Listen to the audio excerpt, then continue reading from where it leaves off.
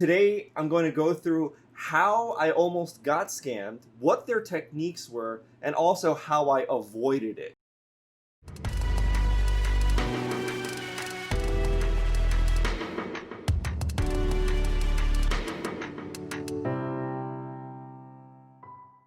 So today's video is actually going to be about how I almost got identity thefted and scammed. Hopefully by the end of today's video, I can share with you how not to panic when something like this happens. So what did it do? So number one, unknown phone number, right? This is something that you should already be familiar with. I'm sure you've gotten calls from either something that's a blocked number or an unknown phone number.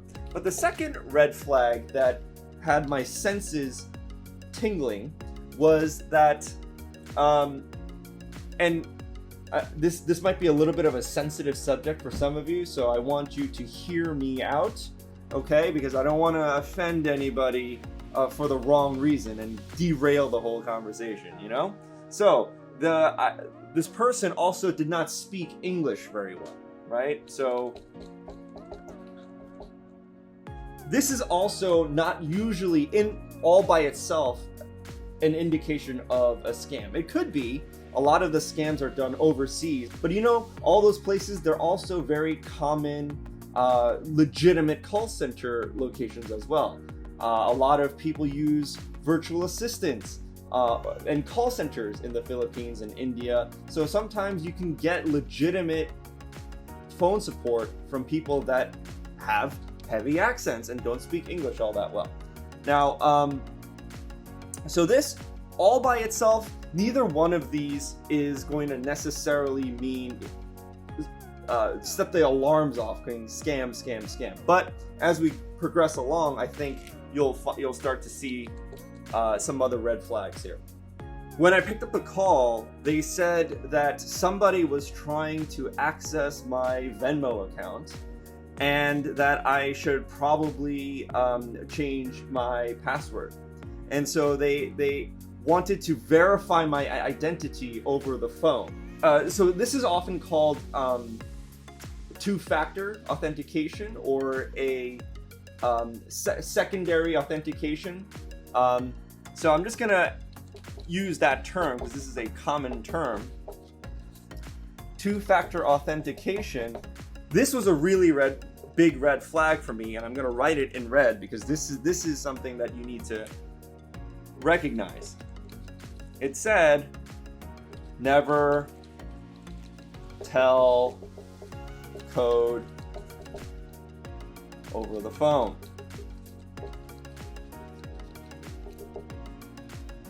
Now this is where I think for most people this can get kind of confusing because some banks will say never share the code over the phone, and some banks will say, hey, I'm gonna, like Capital One for example, in my experience, they trigger a 4-digit authentication to my phone, and over phone support they ask for it over the phone. So like, which is it?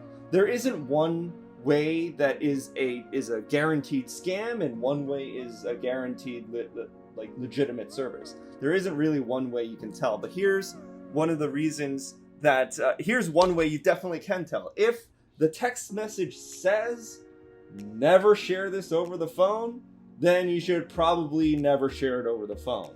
Now if you're I think what they were counting on was that I wasn't going to read the text message, and I think that's a very, very common thing that makes most people very susceptible to this kind of a scam, because this requires a little bit of discipline and vigilance, but I promise you it's totally worth not getting scammed by reading a few extra words on your text. So it actually said in capital letters, never give this code over the phone. And that's when internally my alarms started blaring mentally. Somebody was trying to access my account. So whenever someone is trying to access your account, you're gonna get notified in all sorts of different ways, whether it's via text, whether it's via email. So I immediately, luckily I happened to be in front of my computer, when he called in, I immediately opened up my email and I saw that, oh, okay, someone is trying to attempt to sign into my Venmo account. But the email looks like what the same kind of email it would look like if I got a new iPad or something and I tried to sign into Venmo there. So that means that that was this is the biggest red flag here. I'm gonna write this in red. Is it became obvious they knew my password.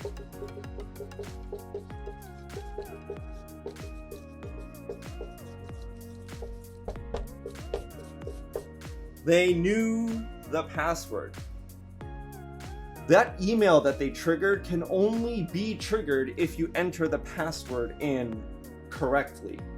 And the email is a form of another two-factor authentication to make sure it's like, hey, did you mean to enter the password correctly into another device, or is this a potential compromise? So this guy with not so good English accent, let's pretend my password is 1234, which it isn't. Obviously it isn't. And he said, somebody is trying to change your password from 1234 to, and this is where he was kind of slick. He gave me another set of letters and numbers, ABCD. Is this really what you wanted? Now, this was a slick move, to be quite honest with you, because the average person would usually hear, oh my God, that is my password. Oh my God, I am compromised. And they would never think that the person who is saying someone is trying to go from this, change your password from this to this, they would never actually think of that person as the culprit, because the way the situation is framed in context is, well, this person is trying to help me. They claim to be, even though it was ignoring the fact that this was coming from an unknown number with a person that doesn't speak English very well, they're claiming to be Venmo fraud support or something like that. And he actually knows my password. Of course, if Venmo's legitimate, they would know my password. It's a very slick move, but Venmo, or no matter what financial service you have, they should never be actually saying that your password out loud to you. In fact, they shouldn't even be able to see your password. They should be able to change it and to a randomly generated set of numbers and letters. But I would be, if you have a financial institution that is able to read your password if you want them to, then they have some serious security. That should be a serious security concern, because all it takes is one breach on their end for them to get all of their customers' passwords. It's becoming increasingly important to develop vigilant senses as to how to prevent this kind of thing. So as soon as he read me my password, I was like, nope, click, hang up. And so what did I do? Now we're talking about prevention.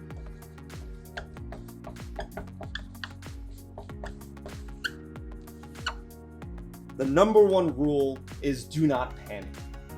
Up until this point where the guy literally called out my password letter for letter, it was a random string of letters and numbers that means something only significant to me.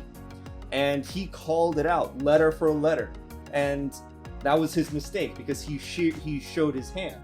I think he was counting on for me to panic.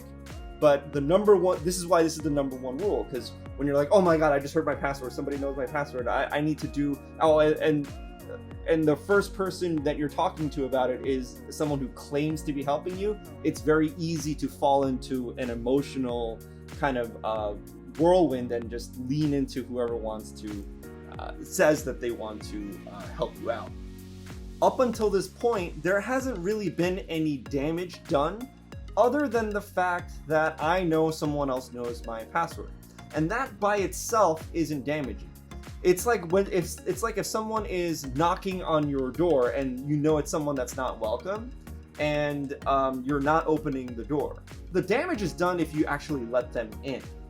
And in this case, if you open the door and let them in, that would be the equivalent of me saying, yes, help me. Let me do whatever you say. Let me give you my my security code over the phone. That would have been a very a bad move to do. Okay, so number 2 goes back to the phone number. This is related to the phone number. Just hang up. If you haven't given them any compromising information, you can be sure that you can pull the cord with relative safety. Just hang up, and which is what I did. I just hung up on him. I don't care that I was rude to him or anything, and he did try to call back, but I didn't pick up the phone, and instead I check for the real support number. Almost always it'll be some kind of 800 number or 888 number, and it probably won't coincide necessarily with the number that is on the caller ID, but you can still tell, is there call support located? Is there support number something close to what number that I received the call from? I'm gonna trust that your phone has, caller ID, and this is only applicable if it's from an unblocked number and they're revealing their phone number. Google it and see if, just type in the number. That's all you need to do, and see what comes up. If it's a legitimate Venmo number, it'll come up pretty high up in the page. And if it isn't, if it's an obvious scam, if this is a number that is used all the time for scamming, then that'll come up too. It should be very, very obvious. You're just one Google search away from figuring out, is this legit or not? It's actually very simple. Number 3 is regarding the 2-factor. This can be a little bit tricky because each bank does 2-factor authentication a little bit differently. Each company does it a little bit differently. Like I said before, some banks are going to allow, they're going to want you to call the verification code out that you received via text. They're going to want you to say that over the phone. Now, if this is standard procedure, then go ahead, do it. But if it's not standard procedure, it's going to be super obvious. If you're seeing a text saying Venmo will never ask you for your authentication code over the phone, then you should absolutely not say it over the phone. That's their company policy that they're making you aware of via all capital letters in this case. So you don't share it. How do you know if it's standard procedure or not? Well, here's a really easy way to tell, and one of the things I always promise is to keep things super simple and just really rely on common sense, because sometimes, especially in this type of very stressful, emotional type of situation, potentially, common sense can go out the window. If you called up American Express or Capital One or whatever yourself, and you got somebody on the phone, then whatever they ask you to do is probably standard procedure. Honestly, this might be the most obvious one, but I think this is the one that gets people the most. No one should say your password out loud, ever. Even if you do have an account with a company, whether it's some kind of a product or service or something, that their system is they can read your password in plain text. Okay, fine. Sometimes you can't help it, sometimes it's one of those things where, like, if you're relying on that company and their cybersecurity is just not up to par, then you're just gonna have to make a decision. Take the risk of them not getting targeted and hacked, or do business with somebody else. So you should never ever say your password aloud. No one should ever definitely say your password all over the phone. That is silly. Most of these calls are supposed to be recorded for quality purposes. They should never be saying your password aloud, and you should never be saying your password aloud for any reason. And I know countless assistants that know their boss's password. I mean, it's just so easy to get compromised, but it ultimately becomes a form of trust. So I say never, but I know it happens. So one person that you should never hear your password from is a stranger that calls you over the phone. That should never happen. So that was a big red flag there. So as soon as that happens, as soon as this is violated, hang up the phone or close the chat if it's remote support or something like that, and go back to step one. Make sure you don't panic. Just take a deep breath. It's worth it to just kind of calm down. And Google the real support number and call them back. And if it happens to be real, just say, okay, I'm sorry, I got disconnected, and I'm just calling back on the call that I got disconnected from. These guys that attempt to run these scams, they're running a numbers game. So the more attempts they have, the more evidence gets built up against them on the internet, and this is where the internet really, really becomes our friend. Google their number. The longer they've been at it, the more obvious it'll be. If you're one of their first victims or attempted victims, then this might be a little bit of a challenge, but try to do your best to coincide. Is this number a real support number?